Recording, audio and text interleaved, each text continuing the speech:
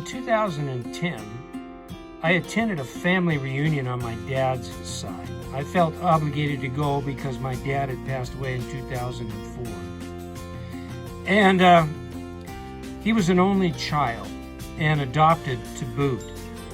But the Studer family took him in as one of their own.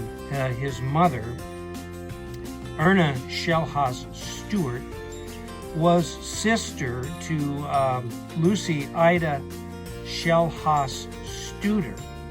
And back in the early teens of the 20th century, my grandmother went to live with her sister and her family on the family farm in Cedar Vale, Kansas.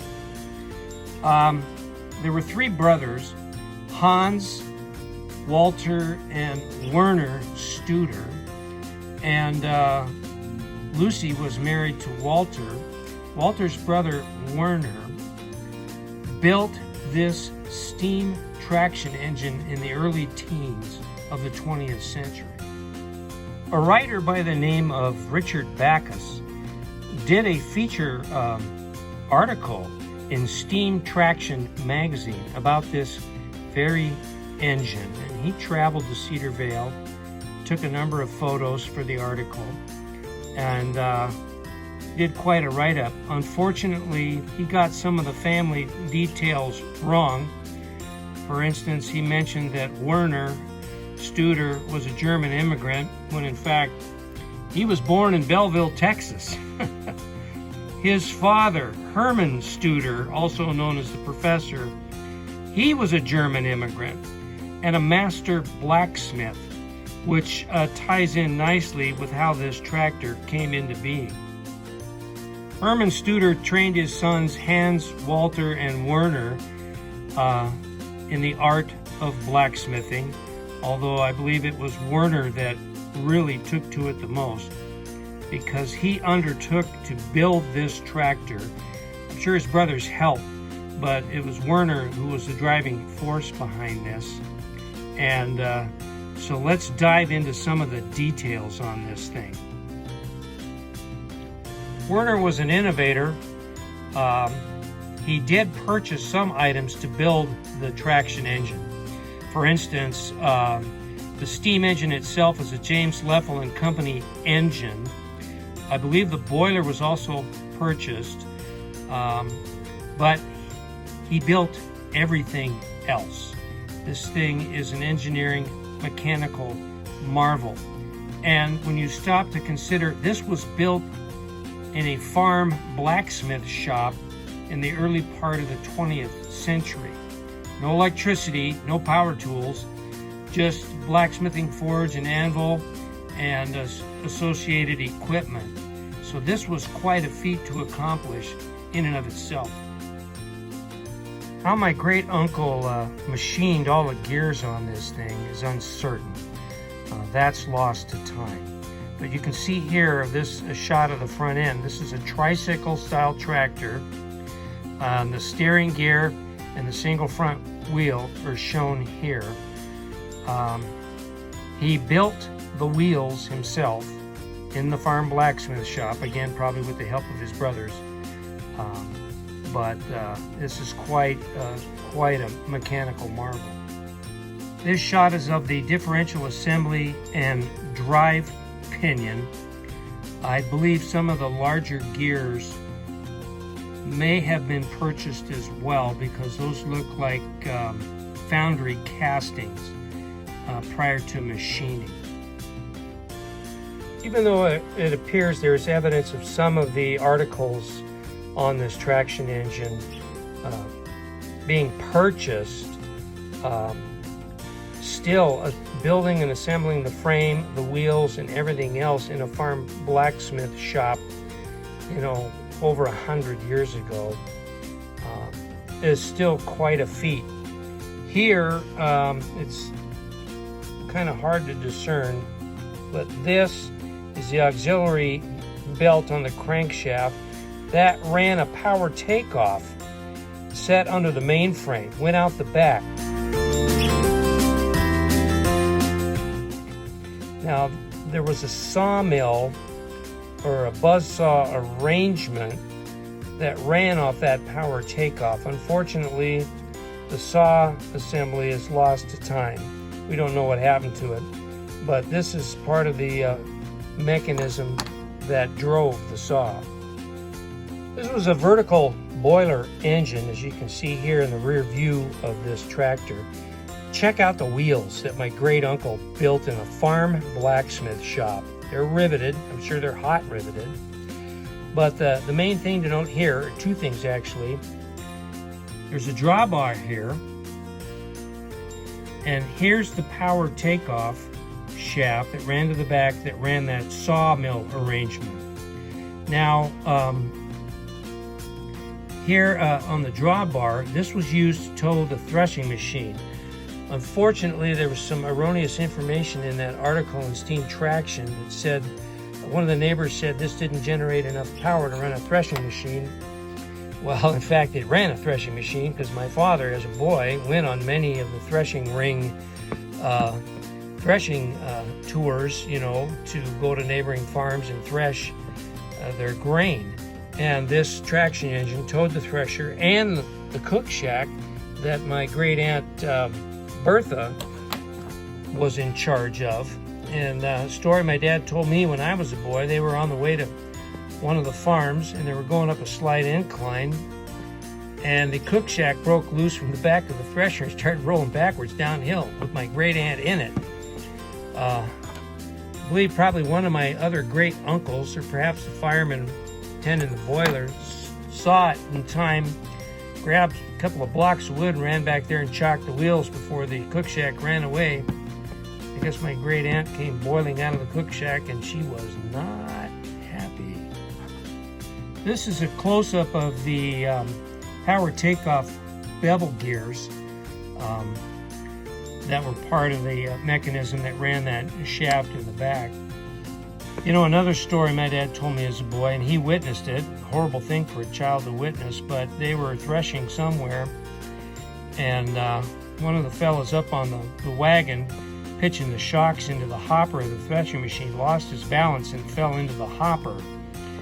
Well, of course, the old machinery in those days, you couldn't just stop it instantly, and my great uncle, you know, was grabbing levers and stopping the belt drive and all of that, and then the inertia of all that machinery just took time to stop. Unfortunately, the guy was killed, pretty tore up by the beaters in the hopper. Quite a tragedy. So this is a wooden counter shaft that my uncle fabricated in the farm shop. This carries the differential idler gear. Now, as mentioned earlier, most of this was built in the farm blacksmith shop.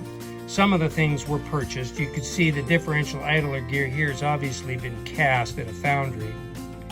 But still, when you think about it, around 1914, what the cost of a steam traction engine was to buy it from the factory, you know, from International Harvester or Able or any of the other steam manufacturers at the time. Huge expense. So you can understand why my great uncle took on the task of building one himself. Saved a lot of money. This picture is of the Pickering Governor that supported the James Leffel steam engine, and this appears complete. You can see the Governor balls up here, and the phrase "balls to the wall," that came from these old governors. When this thing was running flat out, these Governor balls would be sticking way out here, going flat out until you slowed that thing down. So yeah, quite amazing technology for the day. In 1959, my dad's cousin, Lily Studer Schrag, donated the steam engine to the city of Cedar Vale, Kansas, since it had its whole life there and a long history there. And the Studers were a prominent farming family in that region. She was the last surviving member in the area and had the farm, and I believe she was selling out and didn't want this to go to scrap, so she donated it to the town. What prompted me to do this whole video on this thing was I was wondering if the city of Cedar Vale still had the thing, or, you know, as most small municipalities are, they're always starving for money. And Cedar Vale only has like 459 people living in it. And I thought, well, I wonder if they scrapped it and used the money for higher priority civic needs. So I contacted them. I sent them an email, and sure enough, the steam traction engine is still on display in the town square. And the mayor of the city graciously went out and took pictures and sent them to me, which you will see at the very end of this video. But these are some of the photos that were in my dad's photo album that I got when he passed away. Now, I don't know if he got these from a family member or if he took them himself. I don't recall my folks taking a trip to Cedar Vale and taking these pictures.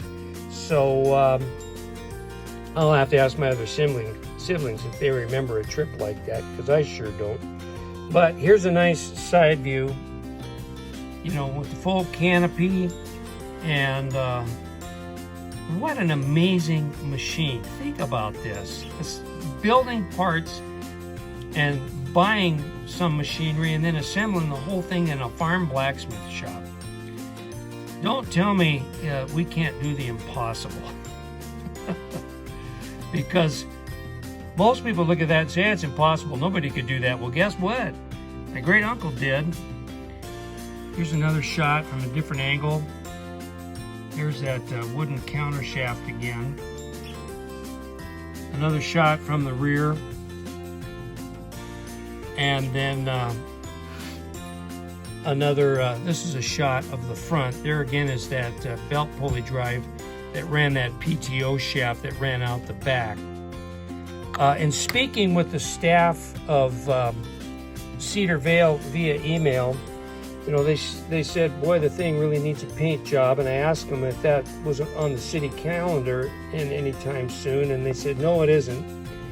But it's a need to be done. Well, for a long time, one of my bucket list items is to go see this traction engine in Cedar Vale. And now that I know it needs a coat of paint, by golly, I might just donate some paint, carve out some time, and take my bucket list trip and paint this steam traction engine. I think that'd be a great video. You guys let me know what you think. There's a threshing machine sitting right beside the Studer steam traction engine in the town square of Cedar Vale. This is not the not the threshing machine owned by my great uncles, ran by this. This was donated by another long farm family in the area. And the very last photo clip in this video, there's a monument in the square with these two items, and it tells who donated that threshing machine. Well, I hope you've all enjoyed this short little trip down memory lane with me and viewing this marvelous piece of farm shop engineering. And the last three clips in this little video are the pictures that the mayor of Cedar Vale sent me. And feel free to pause the video at each one so you can get a really good look at this farm engineering marvel. So with that, I want to say thanks for watching, everybody. We'll see you soon on the next one.